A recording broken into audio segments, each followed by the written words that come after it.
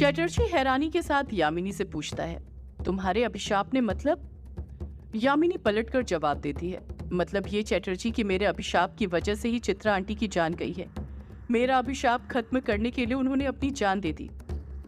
चटर्जी हैरानी के साथ अपनी दोनों भवें ऊपर करते हुए कहता है, क्या? यामिनी हामी भरते हुए कहती है, हाँ चटर्जी। इसी के साथ यामिनी सब कुछ बता देती है कि वहां पर थोड़ी देर पहले क्या हुआ था। किस तरह जब वो युग को मारने जा रही थी तो बीच में महाडायन आ गई थी और महाडायन ने उसे युग को मारने से रोक दिया था, ये कहकर कि अभिशाप से मुक्ति पाने का एक दूसरा भी रास्ता है। यामिनी सब कुछ बता देती है कि महाडायन के आने के बाद वहां पर क्या क्या हुआ था। यामिनी अपनी बात खत्म करते हुए कहती है, युग बाबू ने महाडायन को रोकने की कोशिश की थी, पर वो पहले ही रक्षा घेरा बना कर गई थी, जिस कारण युग बाबू महाडायन को रोक नहीं पाए और महाडायन ने अपनी जान दे दी। जब तक महाडायन अपने डायन वाले रूप में थी तब तक हमें पता ही नहीं चला था कि महाडायन चित्रा आंटी है। वो तो उनके मरने के बाद पता चला जब वो अपने असली रूप में आई। चित्रा आंटी सच में युग बाबू से बहुत प्यार करती थी। उन्होंने एक बार भी अपने बारे में नहीं सोचा। वो जानती थी कि अगर वो अपने असली रूप में सबके सामने आएगी तो युग बाबू उन्हें रोक लेंगे, इसलिए वो महाडायन का रूप लेकर ही उनके सामने आई थी। इतना कहकर यामिनी खामोश हो जाती है। यामिनी के खामोश होते ही एकदम से खामोशी छा जाती है। काली बारिश अभी भी हुए जा रही थी, जिसमें वो सब लोग भीगने लग गए थे। यामिनी फिर डायना से बोल पड़ती है, डायना, अपनी जान देने से पहले चित्रा आंटी तुम्हारे लिए कुछ दे कर गई है। डायना हैरानी के साथ कहती है, क्या कहा? महाडायन जाने से पहले मेरे लिए कुछ देकर गई है?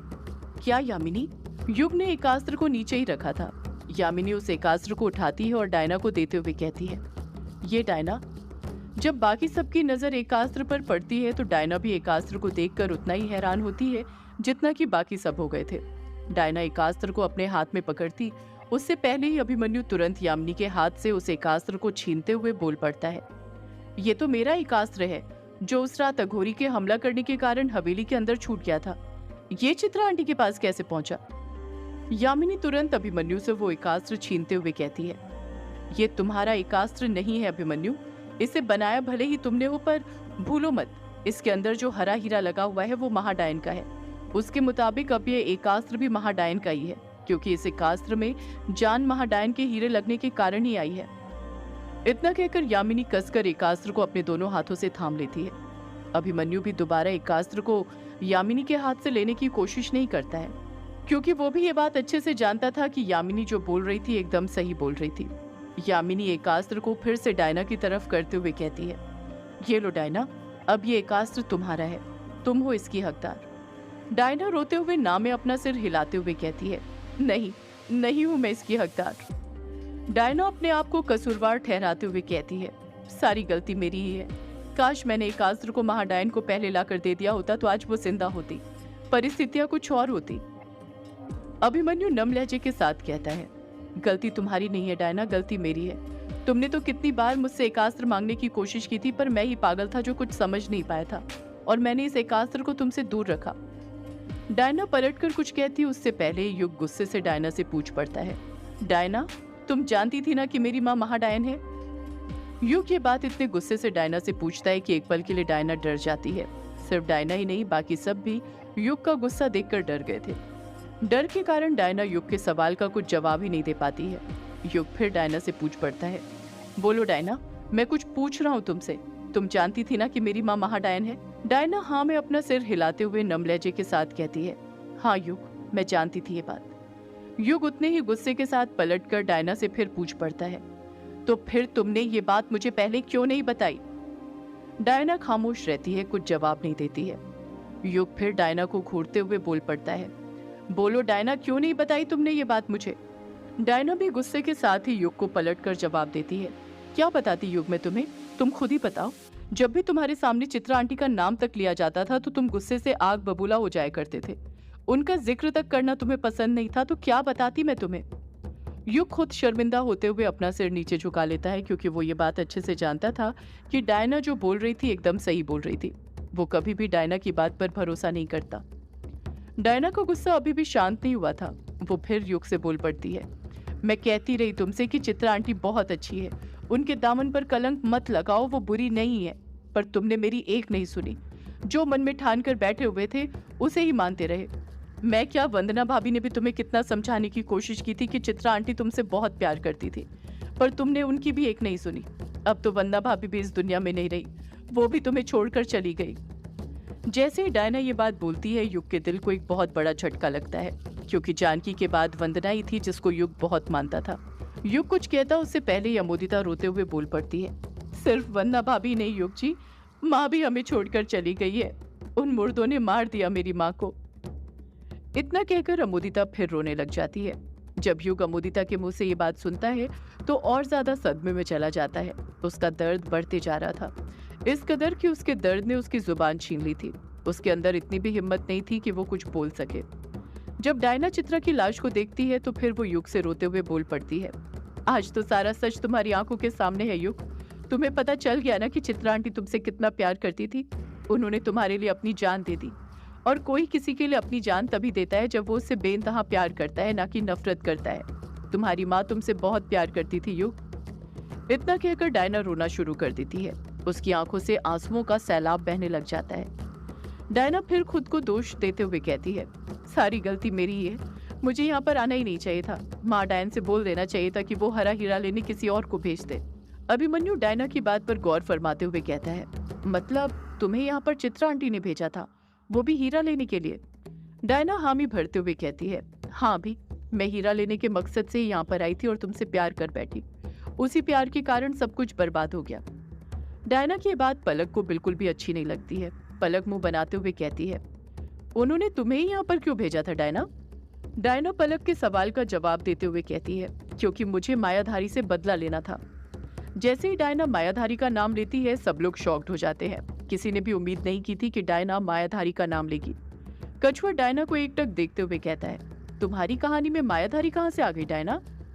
डायना कछुए के सवाल का कुछ जवाब देती उससे पहले वर्चस्विनी डायना से हड़बड़ाहट के साथ पूछ पड़ती है, तुम्हें मायाधारी से क्यों बदला लेना था डायना? डायना जवाब देती है, तारा के लिए। डायना की बातें अभी भी किसी के कुछ समझ नहीं आ रही थी कि वो क्या कह रही थी और क्या समझाना चाहती थी। वर्चस्विनी परेशान होते हुए डायना से पूछती है, तुम्हें तारा के लिए मायाधारी से बदला लेना था मतलब? मैं कुछ समझी नहीं डायना, सब कुछ अच्छे से और सच सच बताओ।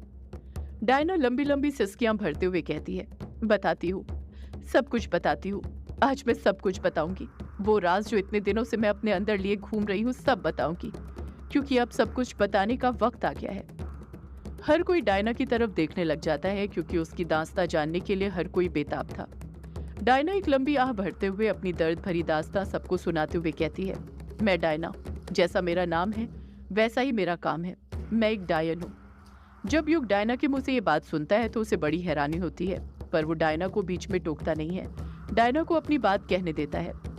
डायना अपनी बात को आगे जारी रखते हुए कहती है, मुझे किसने जन्म दिया, मेरे माता पिता कौन थे, मुझे कुछ नहीं पता। बस इतना पता था कि मैं बाकियों से अलग थी।